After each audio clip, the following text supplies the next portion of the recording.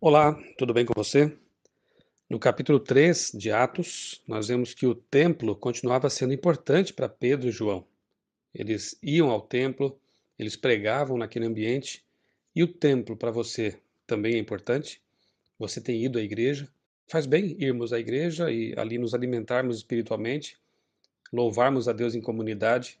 Faça como João e Pedro, vá ao templo, vá à igreja. Naquele ambiente, o aleijado ficava todos os dias na porta do templo, mas ele era invisível. Há muitos invisíveis hoje também.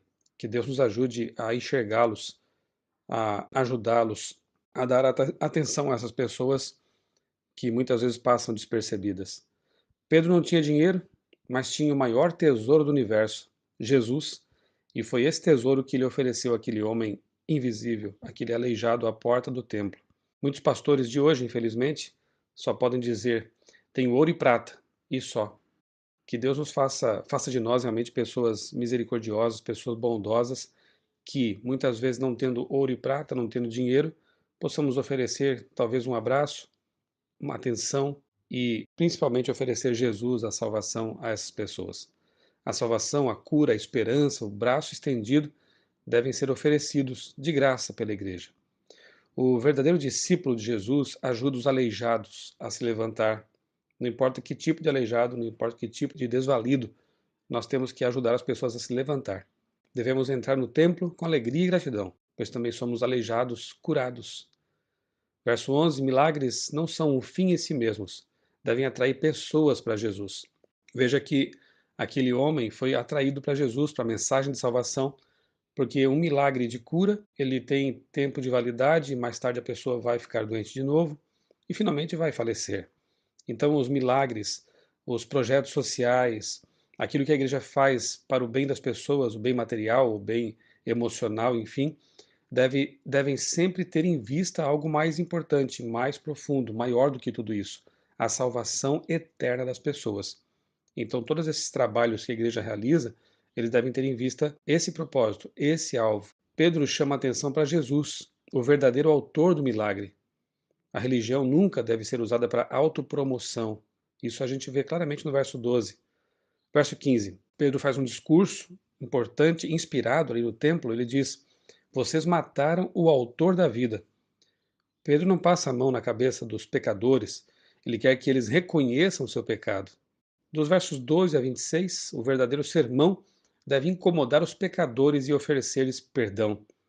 Pedro aqui prega um breve sermão, mas um sermão perfeitamente inspirado, aquele que realmente leva o pecador a pensar em sua situação desesperadora, aquele que leva o pecador a se incomodar com sua situação, mas ao mesmo tempo oferece o perdão do pecado, a solução do problema. Se não fosse assim, seria mero discurso ou palestra. Verso 17, Pedro demonstra misericórdia. Eu sei que vocês agiram por ignorância, diz ele. Arrependam-se, pois, e voltem-se para Deus, para que os seus pecados sejam cancelados. Esse é o caminho. No verso 19, Pedro então oferece a solução para a situação deles. Sim, vocês mataram ou foram coniventes com a morte do Messias, do autor da vida, mas ele pode perdoar vocês.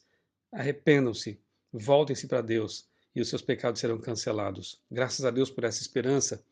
Não importa o tipo de pecado que você tenha cometido, não importa quem você tenha sido no passado, você tem esperança. E Pedro, aqui, inspirado por Deus, assegura isso. Se você se arrepender e se voltar para Deus arrependido, você terá o perdão de seus pecados, não importa quais tenham sido. Os arrependidos que recebem perdão encontram descanso no Senhor. Isso está no verso 20. Não há nada melhor do que ser perdoado, ter a vida limpa pelo sangue de Cristo. Isso traz paz de espírito, isso traz paz mental e, como diz aqui o texto, descanso, refrigério no Senhor. Já pediu perdão hoje? Verso 21, é necessário que Jesus permaneça no céu, intercedendo por nós, até que ele volte para nos buscar. Versos 24 a 26, Pedro interliga o cristianismo ao judaísmo, que na verdade são uma religião apenas. O cristianismo era uma continuação do judaísmo. Jesus veio mostrar de forma muito clara, embora ele tenha mostrado também que o judaísmo tinha excessos, tinha distorções teológicas, mas a igreja cristã, digamos assim, nasce com Adão e Eva e vem atravessando toda a história, chegando aqui ao nosso tempo. Essa igreja é baseada na Bíblia, nas verdades bíblicas, e assim deve ser. Verso 26 ainda, os judeus tiveram o privilégio de ter sido os primeiros a receber Jesus. Pena que muitos não aproveitaram essa oportunidade.